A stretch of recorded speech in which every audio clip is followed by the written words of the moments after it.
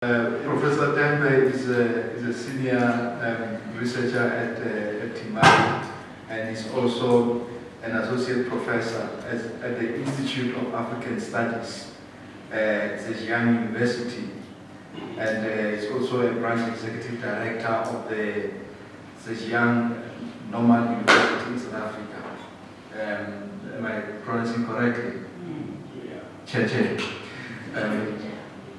His academic interests range between historical studies, linguistic theories and application, information communications, technology, cultural studies, and foreign policies. Just for interest's sake, he also is fluent in, amongst other things, I'm going to speak English. He is also fluent in Mandarin, in Portuguese, in Kiswahili, in Swedish, and many other, almost all other African. I think you can speak all South African languages, 11 of them I think you can speak, yes. So we are talking about an internationalist in the very true sense of the word. And his presentation is going to be on ownership and citizenship, rights and obligations, the land issue in South Africa. Welcome, Prof. Good afternoon.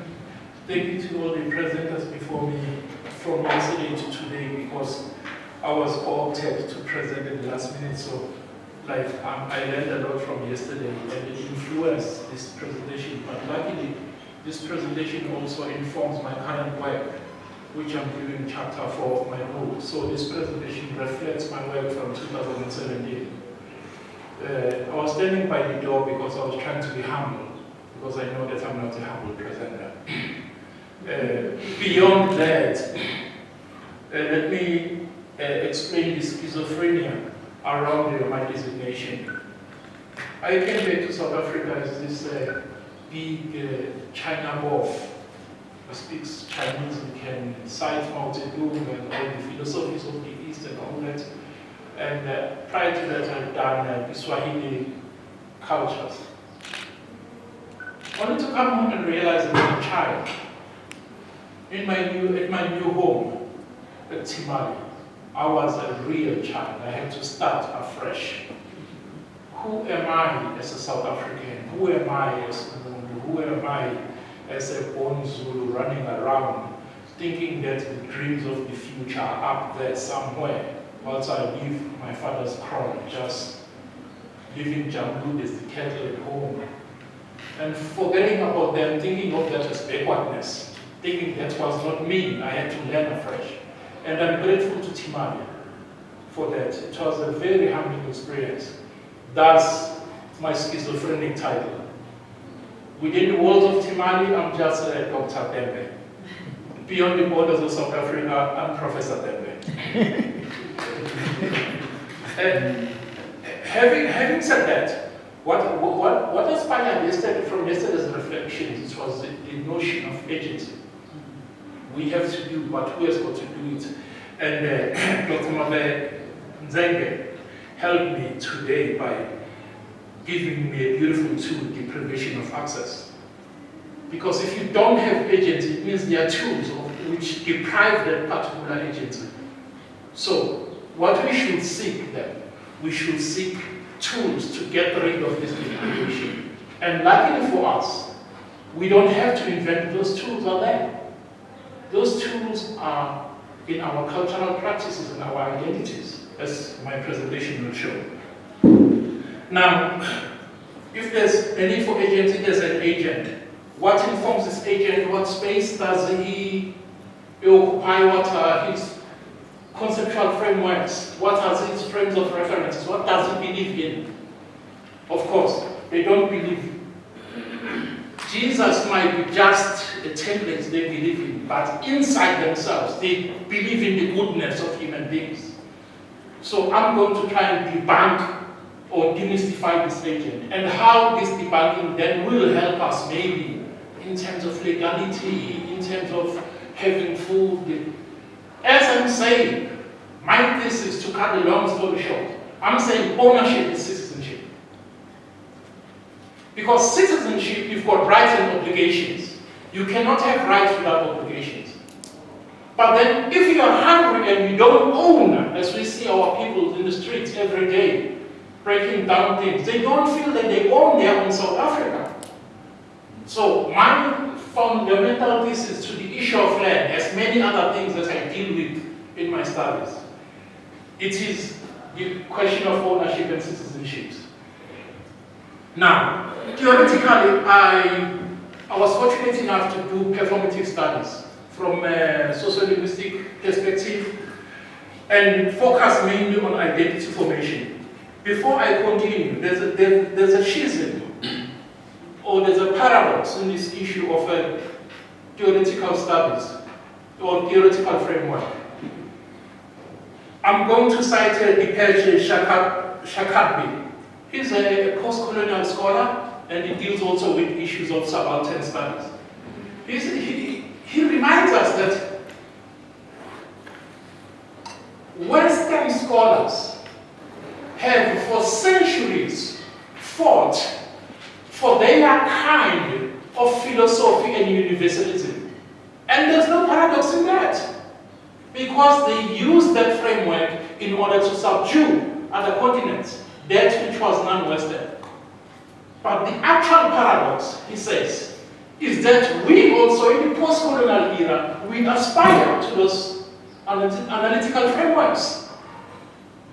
Now, he plays around in his studies. For example, he's written a book called Provincializing Europe, which in my studies I try to say tribalizing Europe, because that's where we begin.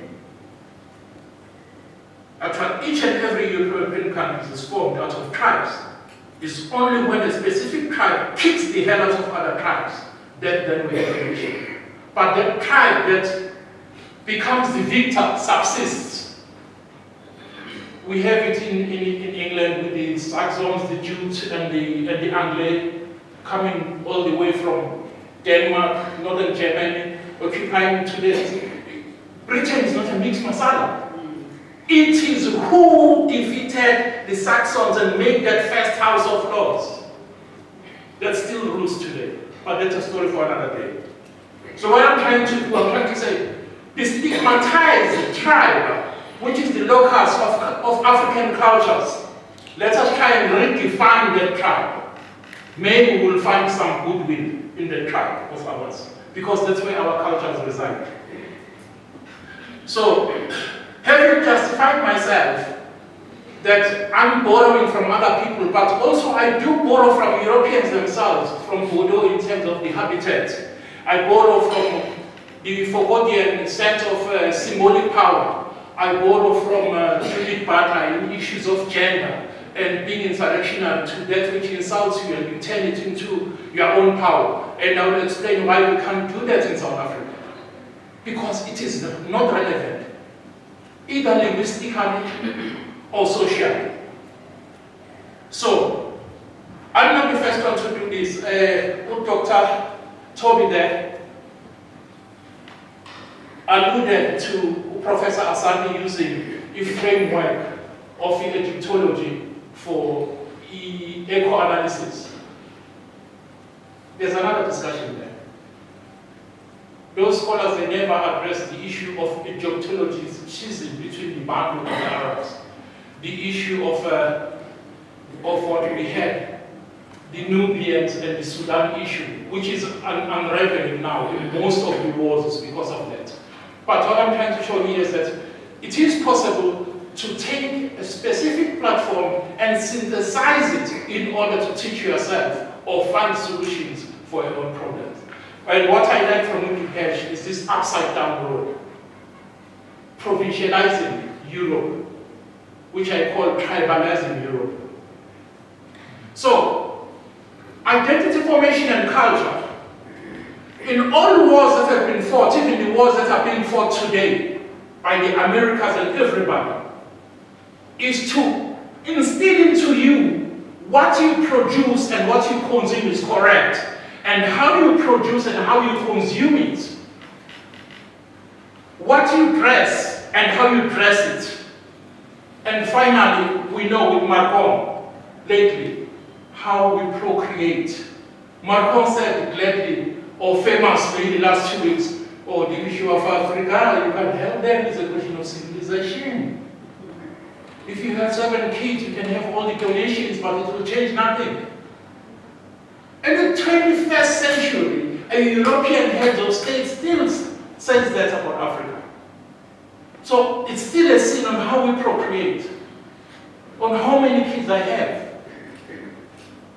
Now, traditions and fields of production, that is culture and fields of production, those things matter. Our traditions, customs and norms, because they form our value system. Europeans used to say to us, we don't have manners. We are bringing you civilizations. Blacks are not civilized. And that rhetoric, or that type of discourse, has affected on how we learn or how we produce.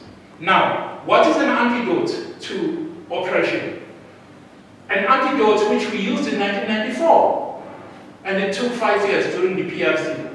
We said Ubuntu was a tool of forgiveness, Ubuntu was a tool of harmony, Ubuntu was a tool of humanness, Ubuntu, on the other hand of the camp, was a tool of absolution. People were killed and maimed, South Africans, all of a sudden were pardoned through the use of this term, this stem, this maxim called Ubuntu. Now, this sanitized type of Ubuntu, did it really serve as an antidote to oppression? The answer is simple no. No. How do I work with it then to say oppression versus freedom? Today, I think I'm a defeated man, as we all are, because spaces where we apply our identities are limited. But by the virtue of us sitting here, it means we are polymath. We have learned from where we were not even supposed to learn, when we were told we were not capable. And because of our backgrounds, we are forced to steal and multiply skills in order for us to be here. No one can tell me here amongst us that has had a straight trajectory of education. And as a result, we become autodidacts by force, because we have to exert 1,000 times more than others of other nations. Now, how do we, or how do I propose that we use Ubuntu as an antidote to oppression? Let's go back to the beginning. Ubuntu consists of 3 layers, which the final layer is Ubuntu, the embodiment of this humanness, of an identity of Ubuntu. First, you have the performance, which are cultural practices. In Sizulu, which is the Sintu, a perform of cultural practices, which is the human Ubuntu, and the value system itself, or belief system. I'm doing it on purpose here to call it belief system.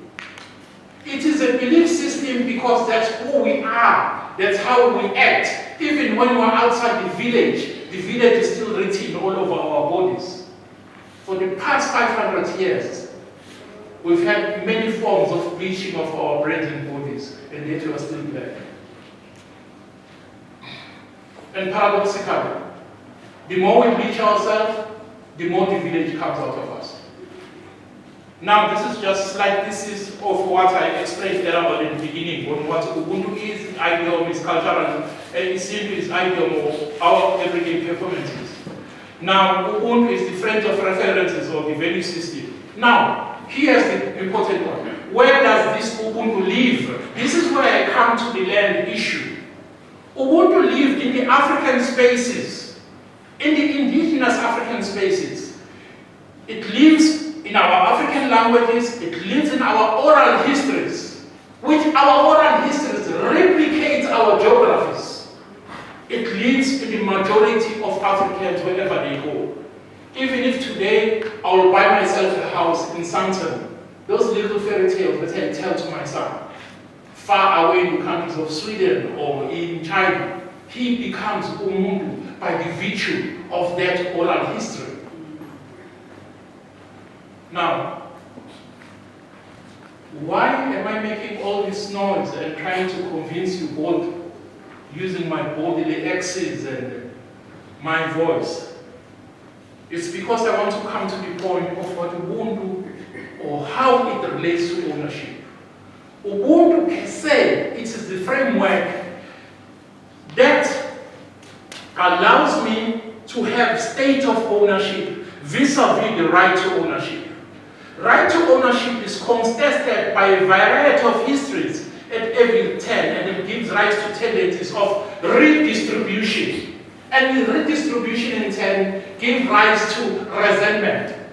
Now the paradox here is that we want redistribution of past goods instead of focusing on the present yield, which at times is 100% more than the past goods. So right of ownership consists of having systems of distribution in a primordial manner, in a normal way, without having to this thing to fight. Now, Ubuntu, I refer to it as independence, and I refer to it as this thing, as freedom to perform your own culture. In all spaces, because if you have the freedom to perform your own culture, then freedom reflects development. That without freedom, you don't have development. But if you are functioning as half human yourself, because that which you learned in the township or village, you have to unlearn in order for you to have your degree. It means by the time you get to institutions like this, you are half human. You are schizophrenic. You put one hat when you are here, and you have another hat when you are at home. And this is the state of the African. And this is what leads the African to try and reform Western modernization, because we've left our cultural practices and subdued them to modernity instead of the other way around, subduing modernity to our cultural constructs. And everywhere in the world, Southeast Asia, Northern Europe, those people have subdued modernity to their value systems. Here we have the Southeast Asia's there, you have the Tswana Lekgotla there. I'm using symbolism of this. You have the Northern Europeans, the Finnish there with their Sisu, and we have the constellation of the stars. What I'm trying to say is that there's a foundational principle to each and every system.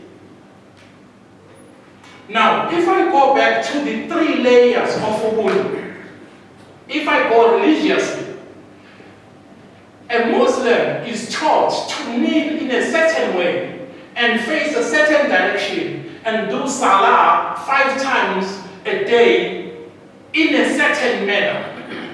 So there's obedience in order for them to embody Allah, in order for them to embody the teachings of Muhammad.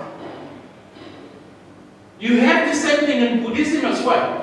In order for you to be able to recite the sutras and embody Buddha, you have to sit in a certain way and divorce yourself from certain actions. In the Bible, you make a cross with your hand and kneel and look up there in order for you to embody Christianity. In the book of Job, it says very well, even if you don't believe, please kneel down as if you do believe. And at a millionth time, you will be a believer. Now, if you throw this Ubuntu at me, and there's no practice of this Ubuntu for me to embody this Ubuntu, and even before we reach that discussion, the agent which is supposed to embody this Ubuntu is cut away. That's why I have this slide. If you realize, we're talking of humility, that the Swedish 10 principles of Jantelaren are written on a toilet paper. It's a joke in Scandinavia. It doesn't matter when you practice your value system, as long as you adhere by it, the rest that comes will find a robust framework, and your identity will continue to be in place. Now, to problematize the whole thing, I'm bringing Shaga's strategy of war, which, by the way, globally is sung as a hero, as one of the best generals of the world. In all war books, you've got the Art of War by the Chinese, you've got Alexander Brigade, you've got Mahedan, you've got Nikadan, and you've got this. And we don't know about it. We have never studied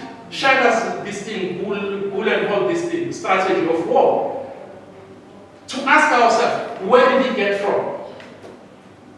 Here I see a royal house, how the huts are built to surround everything. Where is the gate in the house? But that's a discussion for another day. Here I'm just reflecting that which is ours, we have never learned it. Using the same thesis of Professor Jabulo Ndebele in 1998, at the eve of our freedom in South Africa, he said, maybe it is time to rediscover the ordinary. Let us go back to our values, because in that process, we will no longer be obsessed with liberation politics and figures, including their parties. And yet, 25 years after independence, we are still preoccupied with who is who instead of how. The what we know is the benevolence to everybody. It's for our people to eat.